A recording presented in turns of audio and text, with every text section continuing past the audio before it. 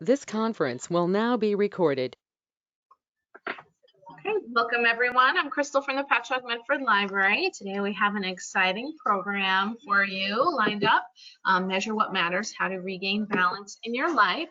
And our presenter is Patty Morrissey. She's a lifestyle and organizing expert, the founder and CEO of Clear and Cultivate, and a platinum certified KonMari consultant. There is a chat box on your screen in the upper right-hand side, which I'll be monitoring throughout the presentation. If you have questions or any concerns, you can type it in there, and we'll also do questions at the end if you're interested. And I guess with that, I'll pass it over to Patty. Thank you so much for being with us today. Thanks so much. I just will invite everyone to mute themselves so that there's no background noise, to have a better, background with the recording here. And we'll go ahead and get started, but I'm going to share my screen. Here we go. Okay, Google Chrome, share. Okay, and present. So thank you, Crystal, for inviting me to be here to talk about measuring what matters. And this is a very hands-on, interactive, roll up your sleeves kind of workshop. So I hope everyone, if you don't have already by your side a pen and a sheet of paper, a little notebook, something to take notes on, that will be necessary as we continue. Post-its, anything that you can just follow the prompts as we go along. So I am Patty Morrissey, as Crystal mentioned. I am the founder of Clear and Cultivate. In 2016, I became one of the world's first certified KonMari consultants, which is an organizing method founded by Marie Kondo. And she has the book, The Life-Changing Magic of Tidying Up, and the show Tidying Up with Marie Kondo, which is very popular on Netflix. I became one of her first instructors, teaching her courses for the first time in English. The course that I took was taught in Japanese. Okay, so Clear and Cultivate is the name of my company, and the process that I follow, just to give you an overview, but really everything that I do starts from dreaming and creating a vision for your ideal lifestyle. Then it's a process of clearing out what no longer belongs in your life, whether that's the physical clutter of things in your home, or if it's time, relationships, opportunities, things that are no longer working for you. We clear those things out, and then we organize what you have left and arrange them so that they can support you where you are now. And then the last step is that we cultivate. We think about what's missing and what do we want to add back into our life. So whether I'm organizing a bedroom or I'm helping you design your lifestyle, which is what we'll be doing here today, these are the basic steps that I follow. Okay, so what we're going to be talking about is how we measure success and why it matters. So this quote from James Clear, who's the author of this awesome book called Atomic Habits, this popped up in my inbox today and I wanted to share it with you. So he says that wealth is the power to choose. Financial wealth is the power to choose how you spend money. Social wealth is the power to choose who you hang out with. Time wealth is the power to choose how you spend your day. And then mental wealth is the power to choose how you spend your attention. So this is a great way to think about, there's lots of different ways to think about success and to think about the wealth and abundance that we have in our life. And it's not just in these narrow definitions of financial success or status, prestige, what we own, but there's lots of different dimensions, and ultimately you're in charge of how you direct your life. So how are you doing? That's a question that we throw around all the time, and often the common answer that we get is, I'm fine, I'm fine. And in these times, we're facing this global pandemic, and we're social distancing and isolating, we're in quarantine. When you're on the phone or you're Zooming with friends and you'll say, how are you doing? Usually people are saying something along the lines of, well, all things considered, I'm doing okay, everyone's healthy, I still have my job, I'm doing fine, I'm doing fine. So I pose this question to you, and to really take a pause and ask, how are you doing really right now in this moment? How are you doing? Maybe close your eyes if it helps to drop in. How are you doing? The truth is, we don't really know how we're doing. How do we know we're doing well? What's a good day? What's a bad day? What's a good life? What's a bad life? And so this was a question that I posed to myself a while ago, about 5 years ago. So I was working in a different job than I have now. I was director of training at a national crisis hotline, actually. And it was a wonderful organization with an incredible mission. We were doing some really innovative work, helping to respond to people in crisis through text message, which had never been done before. I was working with smart, passionate people. And in that organization, we would track KPIs, which are key performance indicators. And it's how you know how you're doing as a company. And before that, I worked for Groupon. I was the director of social innovation there when Groupon was a fast-growing startup to the time that it rose to have over 12,000 employees.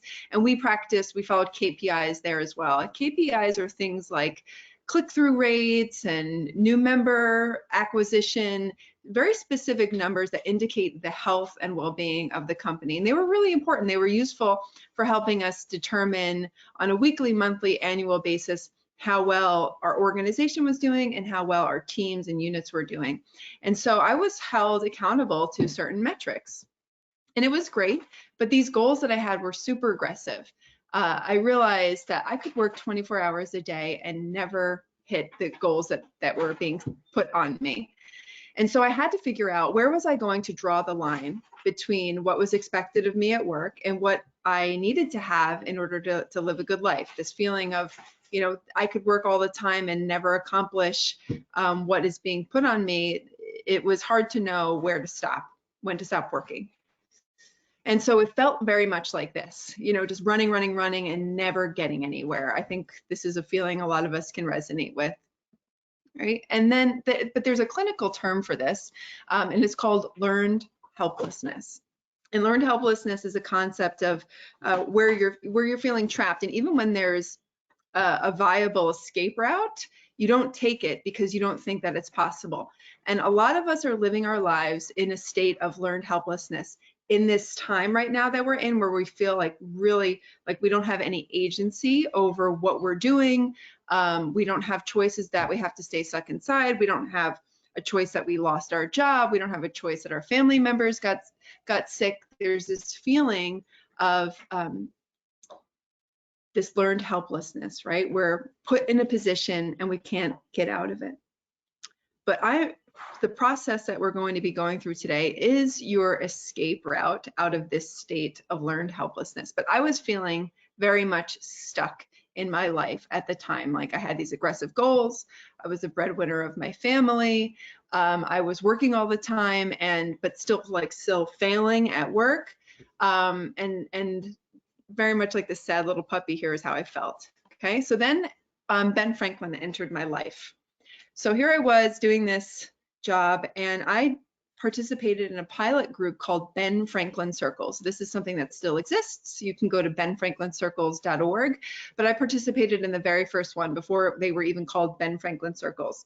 So if you don't know, Ben Franklin was really committed to personal growth. He was kind of a self-help junkie. And he defined for himself 13 virtues that were key to living a good life. Things like justice and humility, sincerity, and temperance. And he would track very closely how well he was adhering to these specific virtues. This is an example of the little notebook that he used to carry around in his back pocket. He never went anywhere without it.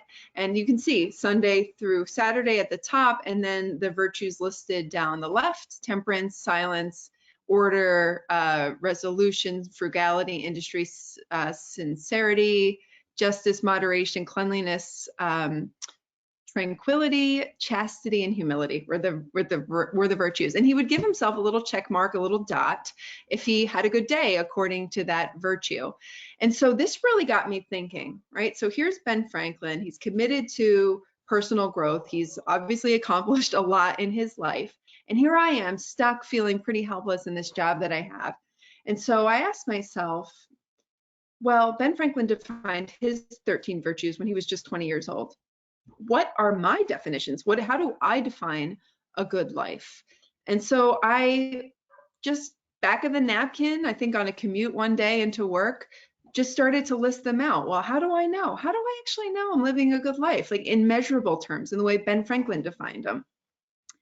And my list looked a little bit like this. Okay, so I had, well, I'd have a family, I'd have friends, I'd be cultivating my mind, I'd have a healthy body, I'd have a vibrant spirit, I would be in a loving relationship.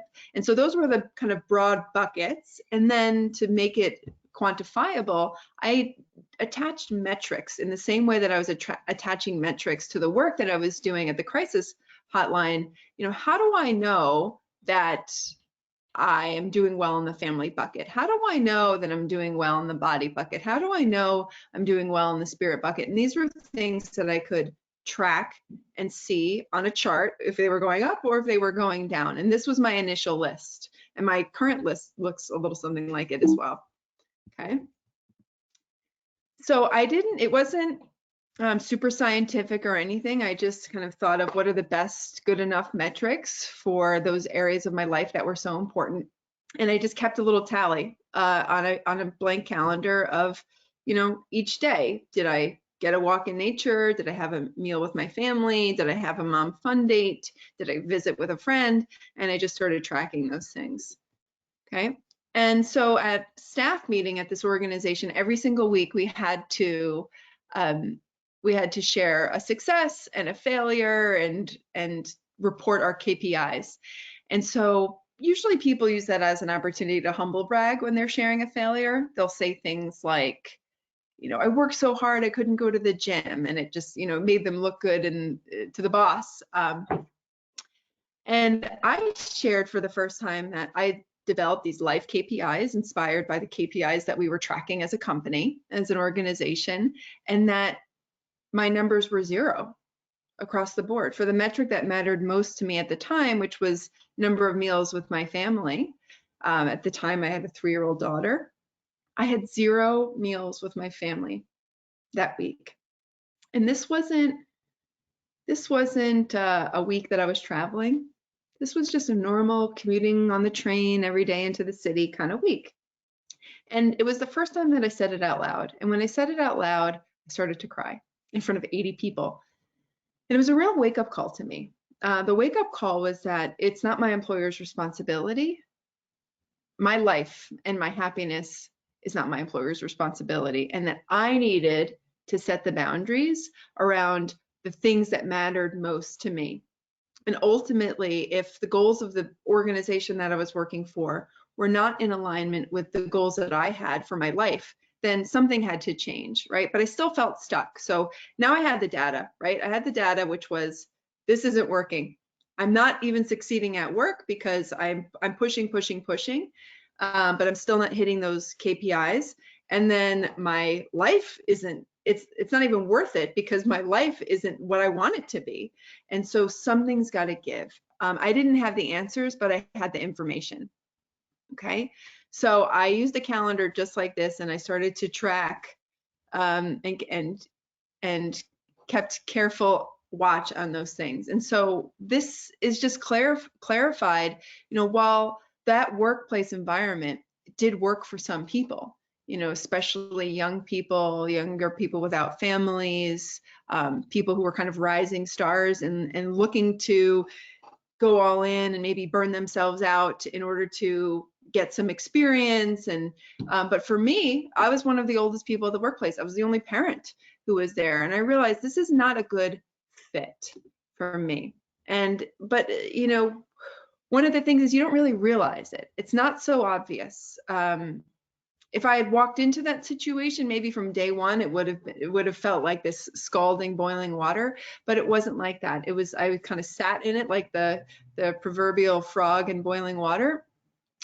And it happens slowly over time where you realize, wow, I'm losing my independence. I'm losing the things that matter to me in my life. And before I knew it, I gained 30 pounds. my relationships were suffering. I was not feeling fulfilled.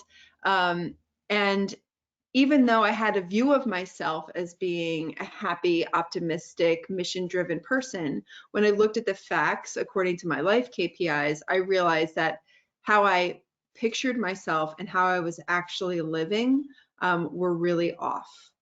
It also helped me feel like I wasn't crazy, right? I kind of knew in my core that I wasn't happy, but I thought, like, I don't have a right to be unhappy. I have this great family, I have a great job, I'm making a difference working for an organization that has a really powerful mission.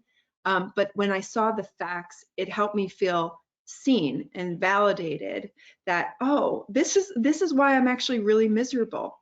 And I have a right to be miserable because everything that I care about is not present in my life, even though according to the vanity metrics that people care about, like job title, salary, impact, I was doing quite well from the outside looking in, but from the inside looking out, I was not doing well. So that's my story about how I developed this framework of life KPIs.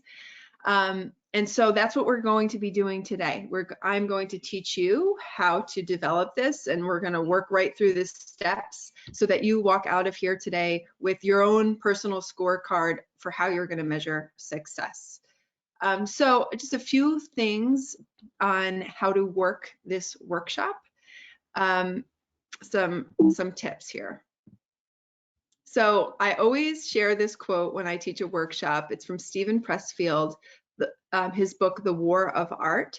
And he says, what better way of avoiding work than going to a workshop? So we're not just here to passively consume content.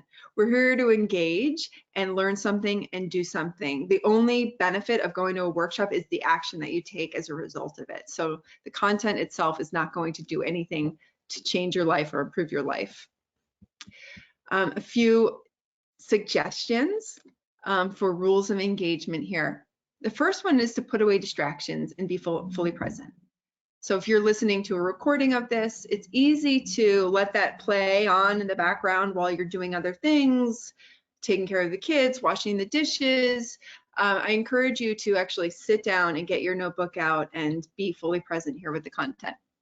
The next one is to suspend judgment. Suspend judgment of me, suspend judgment of the ideas, suspend judgment of yourself.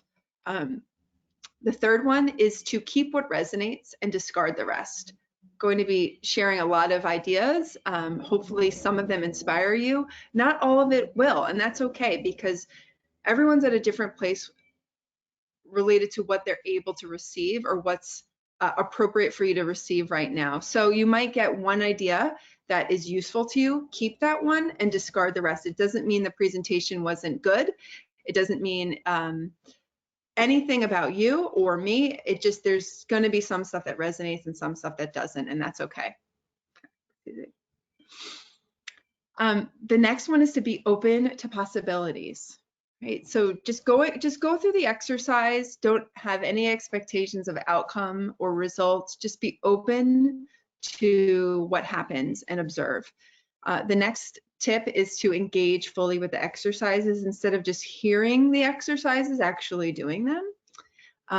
The next one is to try your best and let go of perfection. So just like I did when I was drafting my KPIs, I didn't overthink it or overanalyze. I just tried it and said, you know, this is good enough for now. Let's see how this goes. And then there's always opportunity to calibrate and improve later. Just do your best. And then finally, feel free to ask questions. There's a little chat box there, and I will be fielding questions as we go along and saving a little bit of time at the end as well.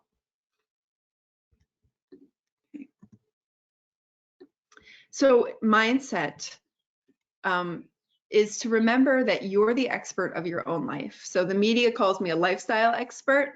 I really reject the term expert.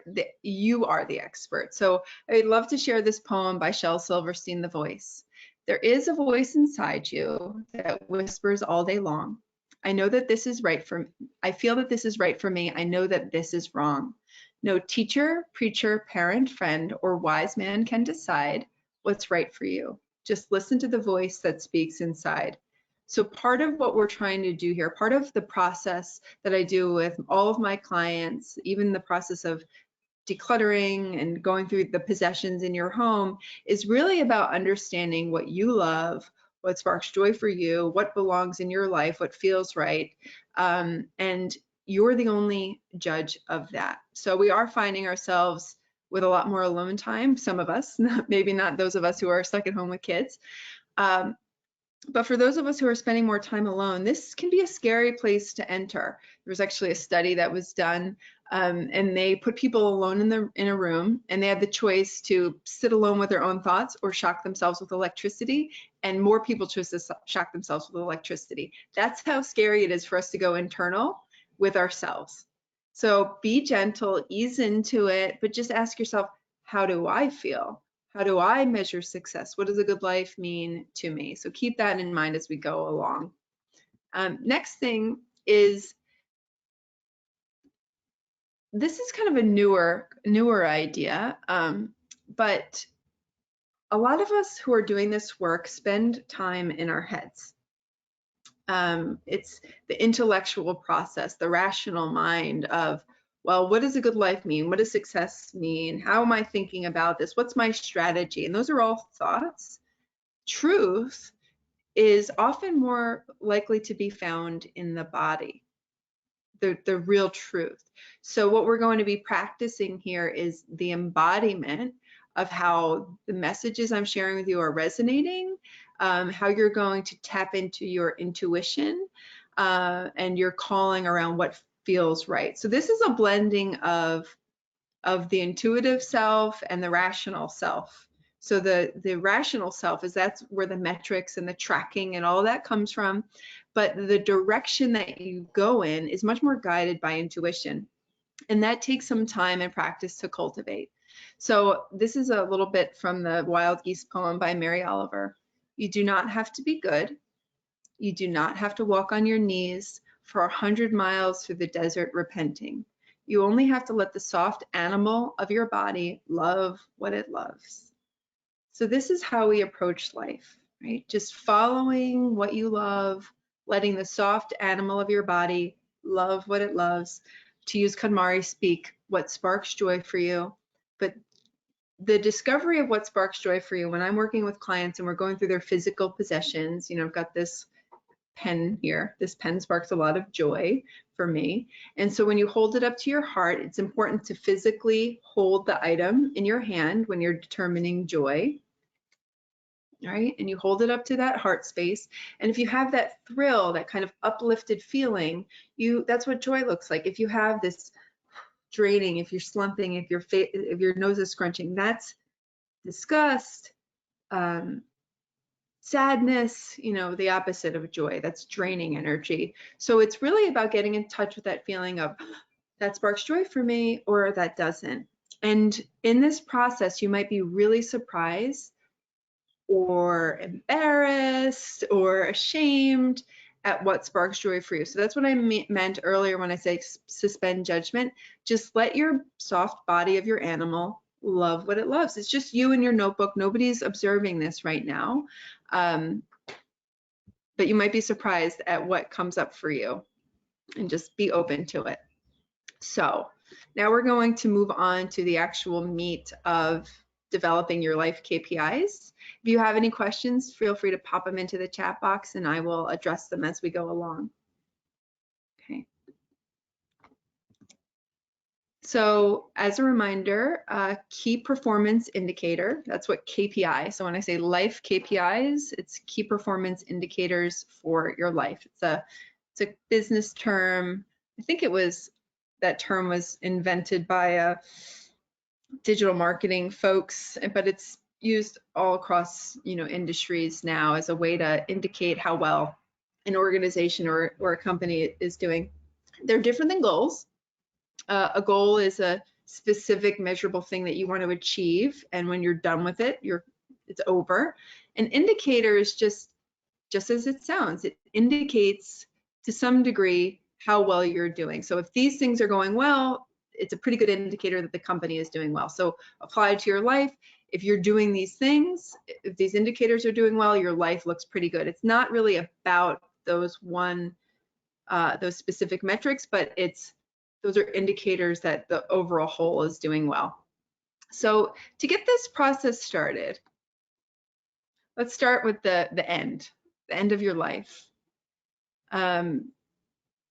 There's a practice called being aware of your own death, memento mori, or I think I'm going to butcher it, mono aware, just awareness of your mortality. And this is something that I practice. This is something I recommend other people practice, is because when we can recognize that life is limited, we tend to cherish the time in a different way. We approach it in a different way.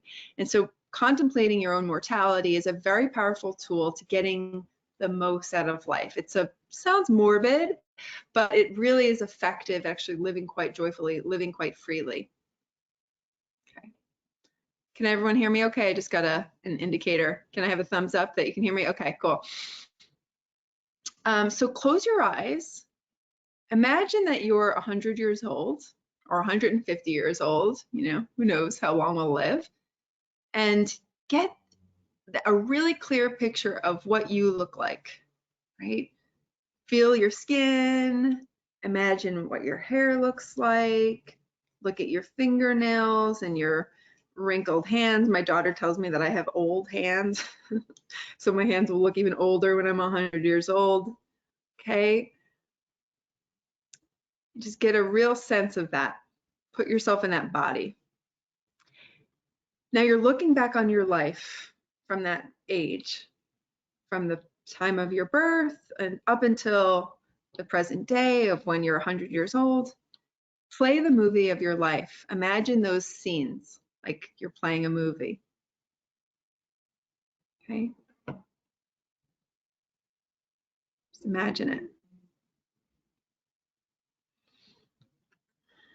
I want to let that go for you for about a minute. I don't want to rush that, so I'm going to play a little bit of music for a minute and try to get as clear of a picture as you can of what that movie looks like. If it helps you to journal it out, feel free. Otherwise, it can just be a thought exercise.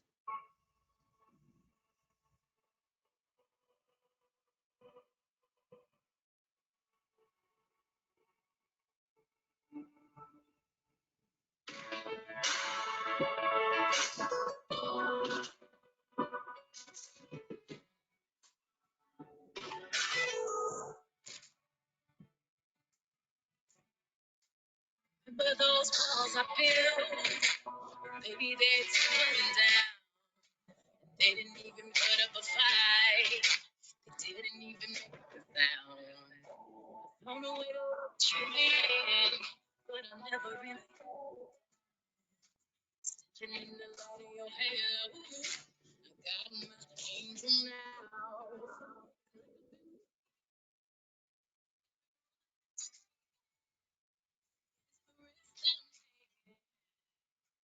Never gonna shut you.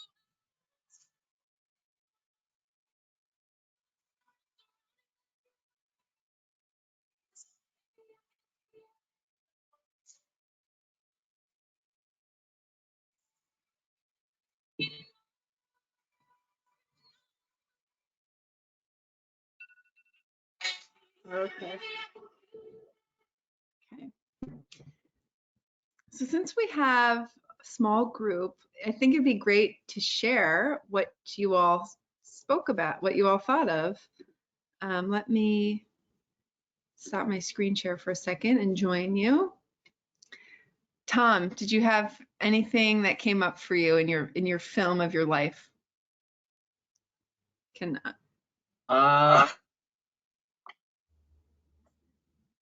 Actually, some negative things that seem to catch me. I had a tragedy with one child, lost one, and I don't know, that seemed to keep popping up, projecting on with the other one who was still with us, and I don't know, it got kind of sad actually. Yeah. Yeah, these key events in our life, they're those flashpoints. Mm. Mm-hmm. Yeah, it took a lot to get through it, and but the other one's doing so well. I mean, I'm really in a good place, but it's just it's still tough at times. Mm-hmm. And this kind of, it popped in there. There it was playing along. Mm-hmm. But for the most part, good stuff too. Yeah. Tommy, are you with us? Are you able to share?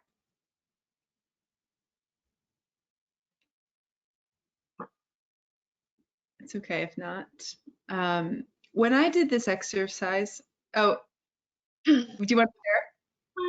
I mean, I guess I will, just because there's only a couple of us. Well, I have 3 daughters, and they're all pretty close in age. So it was just kind of like, you know, our life and watching them grow and having happy lives and getting married and just being together as a family. That's Yeah. how I would rate my success if my children do well, I guess, you know.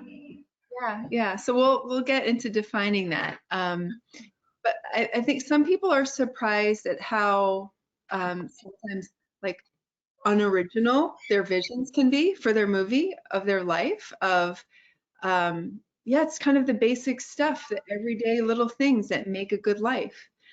Sometimes it's that those key events, those flashpoint moments, but often what people cling to when you think about that grasping, and part of what we're dealing with culturally right now, collectively, is this collective contemplation of death, right? When it's all around us and we're staying inside to protect ourselves from it. And we all know friends or family who've had someone pass related to this issue right now.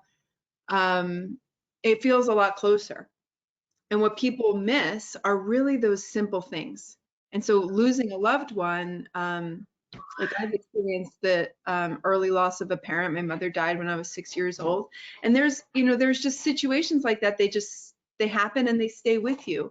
And you experience every other life event through that lens. And it's not the grandiose adventures and trips that I really miss, but it's just the ability to have a conversation, the ability to connect and to experience life and walk through life with someone. So that is part of it. There's a great book around this topic that I do recommend if you want to explore this idea of the movie of your life.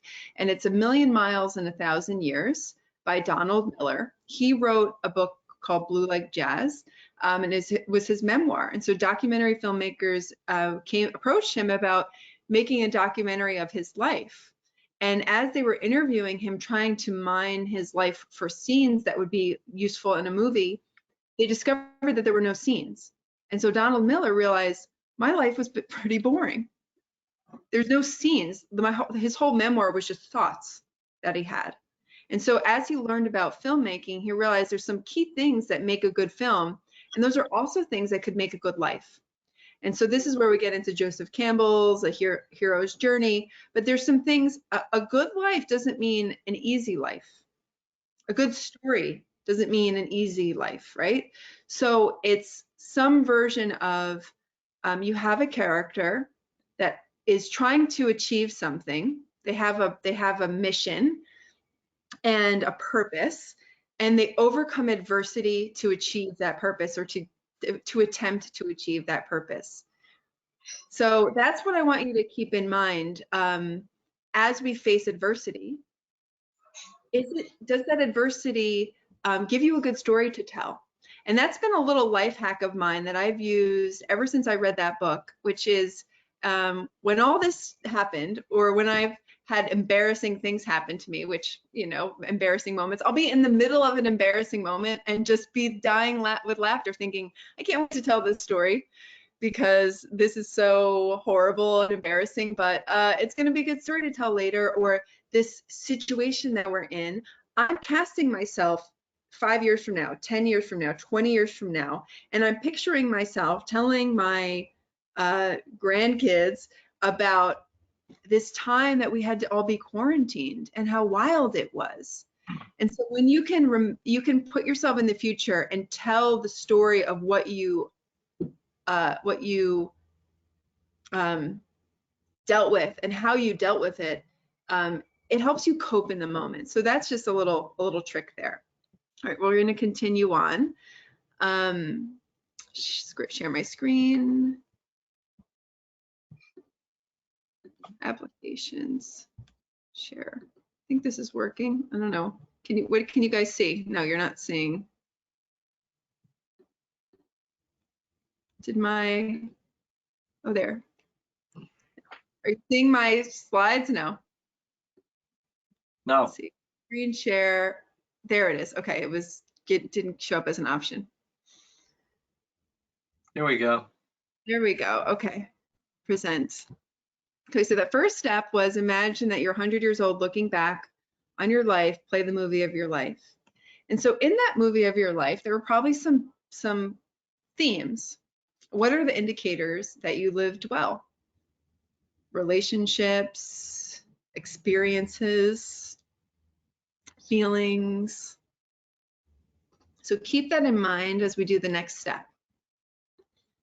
So the next step, based on that film of your life, what are the 5 areas for you where success matters most? And this is where it's really individual. So some buckets to think about: your health. You know, your story of your life you probably didn't envision yourself being really unhealthy. You know, relationships, that's a big one for people. Family, personal growth, accomplishments, career, vocation, love, romance, your meaning or purpose, your spirituality, your wealth, financial success, sexual fulfillment, perhaps, creativity, creative expression, knowledge and wisdom, travel, adventure. And there might be some things that were in your film that you didn't think about, or maybe this list even put you back in your film and thought, oh, let me add a scene about sexual fulfillment. That'll be a good scene to add. Or let me add a scene around, you know, personal growth and success. You know, so start adding some of those scenes back in with this in mind. But choose 5, and just choose 5 right now so that we can get through the exercises. You can go back and reprioritize. It's really hard. The thing about KPIs, it's really hard to have too many. So while all of these areas might matter to you, it's really hard to prioritize when you say all of them matter, they're all good, because you can't, you're going to have to make some hard choices in your life around, do I choose this path or do I choose that path? And it's all about prioritization. So I'm going to force you to prioritize and choose up to 5, and even 5 is a lot. 3 would be better. And there's a book called The One Thing, and Gary Keller, who wrote that book, would tell you to just pick one, the one that matters most. But pick up to 5, and you might want to rank them down the line. Don't worry about ranking them now, just choose 5. And let's share out, if you're willing, what your 5 are.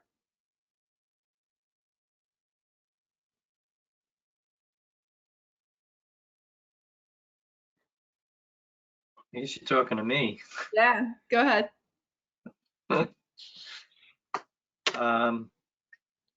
Health has always been very important to me, and I'm happy with that. I'm in great health. Spirituality, experiences, good and bad. I think the more experience you have is good. To have a lot of experiences. The bad ones you learn from, the good ones you enjoy. Personal growth, and I've got fun listed. I like to have fun, and I think I have a lot of fun. So that's it. I only had 5. Well, 1, 2, 3, 4. Yep. Only 5. That's a perfect example. Okay. Anyone else want to share?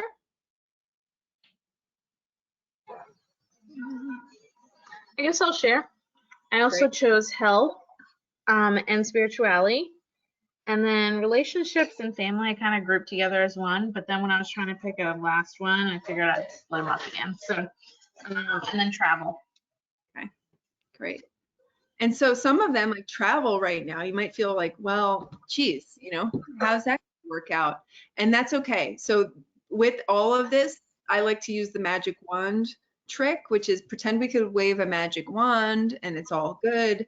It doesn't, you know, this isn't an exercise in what's practical. It's an exercise in what you want and what your deepest heart desires. So you've got your 5 areas. Then the next thing is to identify a quantifiable metric for each of the areas. So how we measure things really matters. What gets measured gets managed is the saying, or what gets measured gets done. And what's important about having life KPIs, this is a tool that you can carry with you through your whole life, just like Ben Franklin. He carried that notebook for over 40 years. For me, you know, once it's become more of an intuitive process. I use Instagram to track my metrics, and I'll get into tracking in a minute. But what you measure will affect your behavior.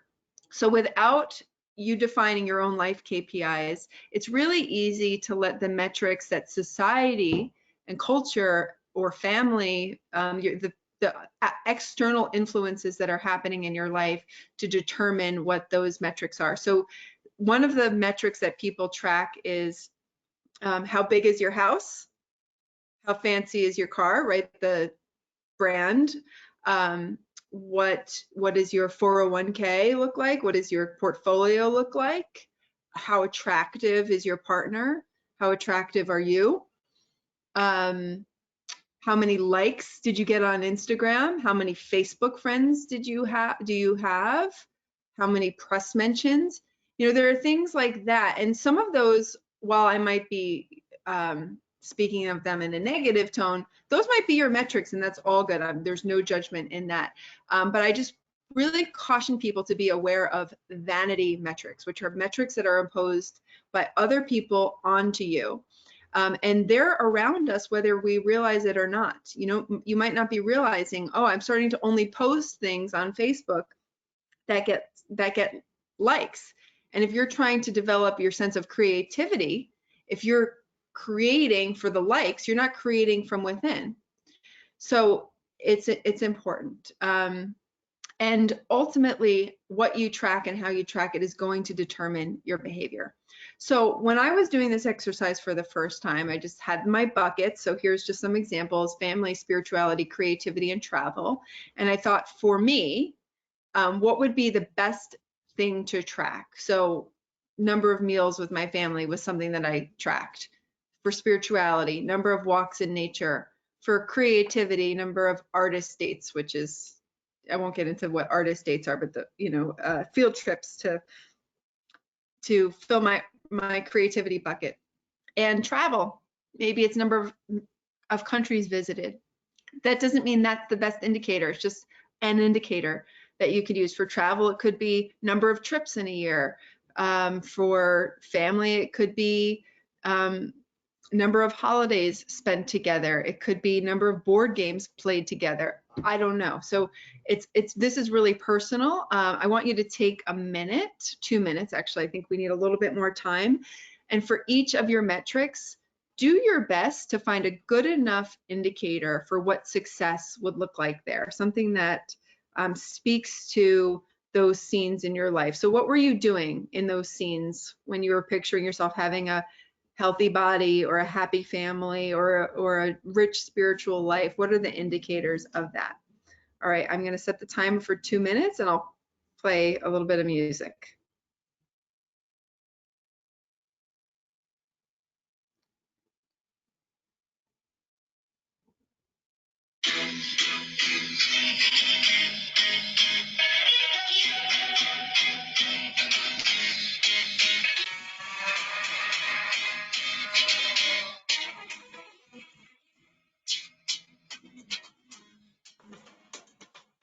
When you crack the rhythm and the tone make you cool. When they break it down, then it's real, this song you know.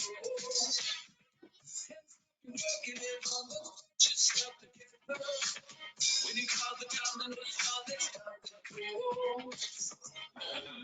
feel it so far away. You see the colors and I can't go home.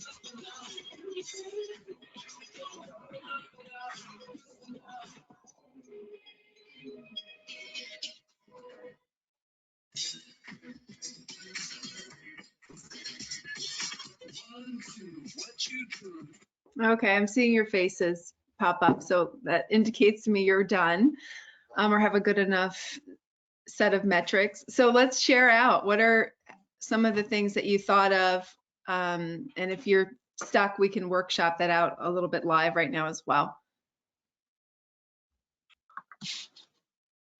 I don't know, I'm a little sketchy on this, but health-wise,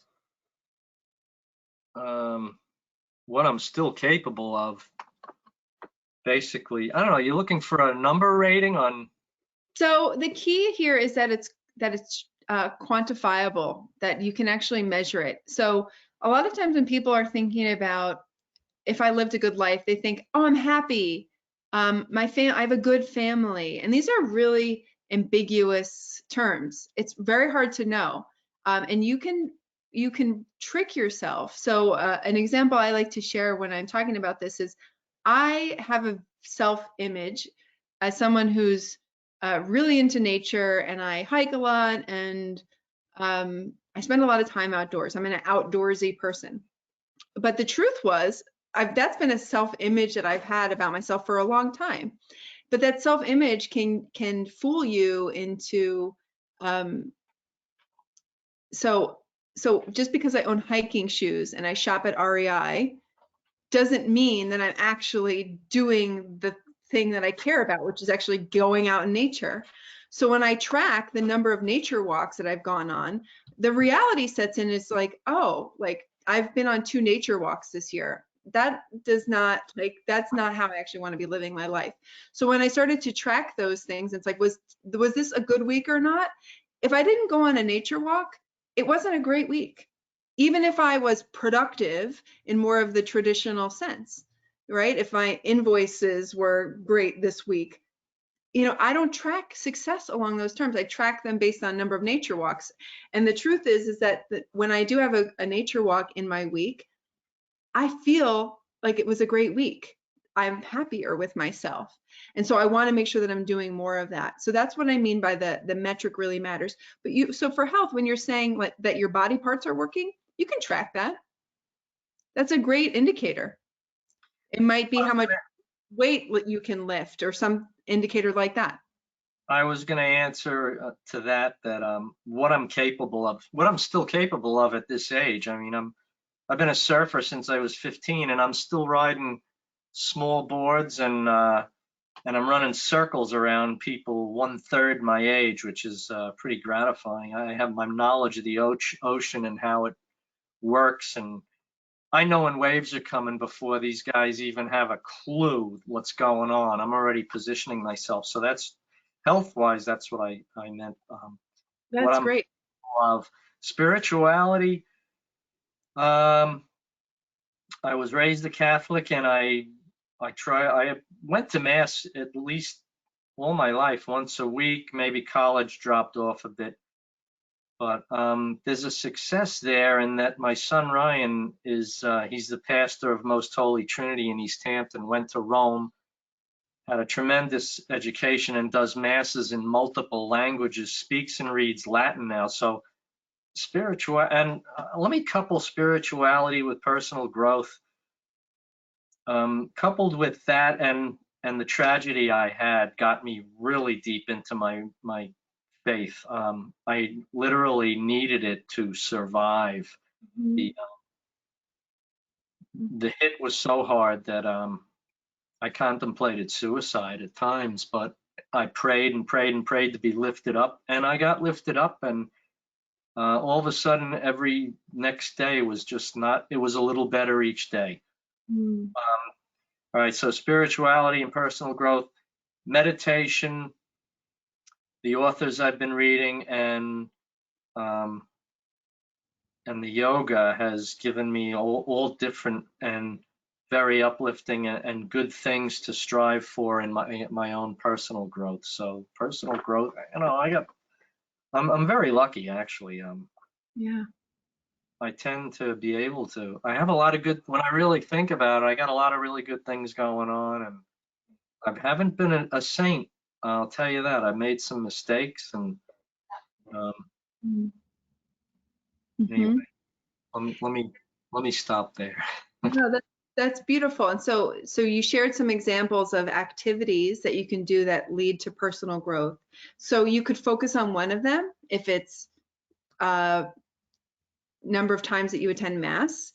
It could be that you're tracking, you could call them personal growth activities, and that includes a bigger bucket of activities, and on any given day or week you're tracking, you know, you want to do one personal growth activity a week or a day. It's ultimately up to you, but it's something that you can track. Did I do it or not? Number of books that you've read could be something that you track along those lines. But pick one that's good enough. And maybe there's, you know, if you're meditating, then even if you're doing the other ones, you know, meditation is kind of your focal point. That's great. So for me, when I'm talking about movement, one of mine, I call it joyful movement. That could be dancing in the living room. It could be going on a run. It could be lots of different activities. But if I have joyful movement in my life on a regular basis, that really contributes a lot to my overall quality of life.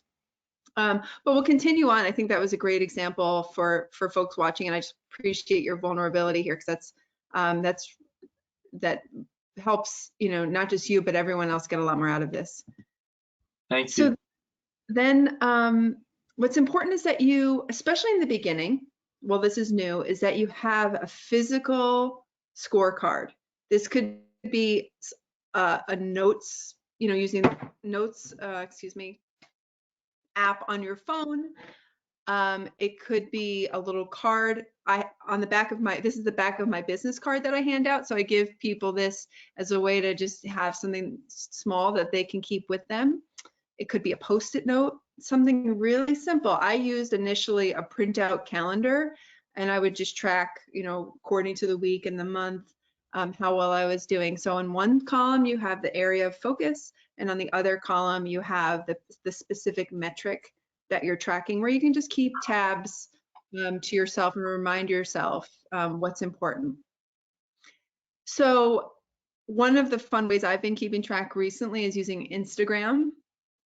I took a little break this month. I was feeling a little burnt out on social media. So up until a few weeks, I was tracking, and anytime I would go for a nature walk, I would take a picture, post it on stories, and it would, if you go to my Instagram at Patty Morrissey, in the highlights are all of the ways, and it was really helpful. So taking pictures can be a nice way of capturing those life KPIs, and you're basically giving yourself a gold star, giving yourself credit. It helps you attune your focus and your attention. And so what these metrics do, it's not really about winning a prize or a trophy, because ultimately it's only about you and your own life satisfaction. But when you track it, it helps you focus on those things and helps you do more of them. And what you'll find is when you're feeling off, you know, you're like, I just don't feel good. This felt like a bad week. And if you go look at how you're doing on the indicators, you'll probably find that there is misalignment there. And so these things help you prioritize your day. I now plan my week, I plan my life around the metrics and not the other way around. So I'm not planning my week and looking at my calendar and thinking, okay, I've got to plug in all the work, and then whatever's left over, I've got time for my life. I take these indicators. So I plan my day around when is my week, When is my nature walk going to happen? When is my date night going to happen? When are my daughter and I going to have our mom fun night? When am I going to fit joyful movement into my day every day?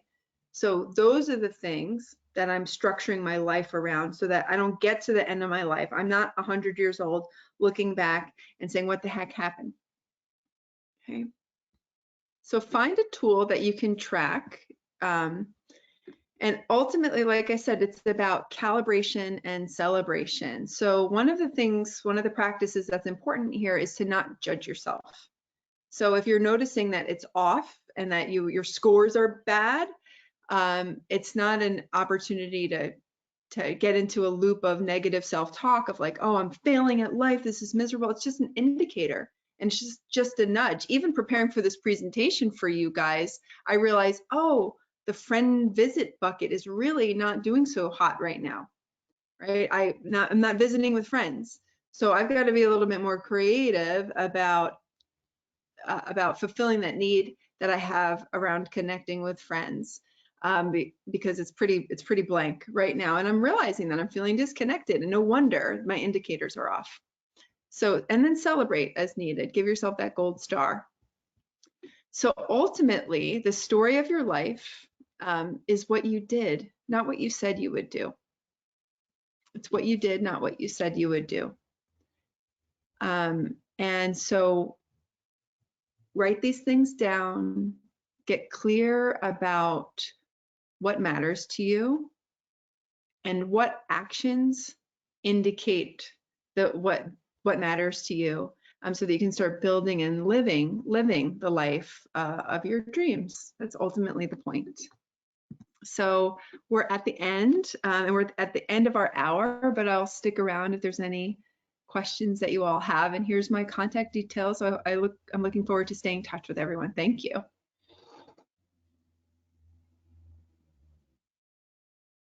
I'm good. Thanks, Patty. That was fun. Thanks. Just makes you aware of some things again. Hey, who's that?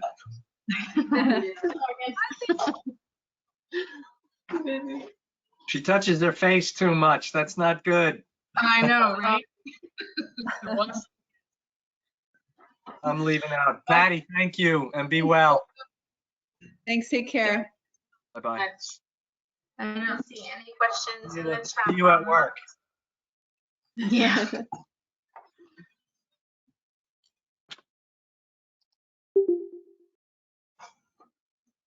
Thanks so much.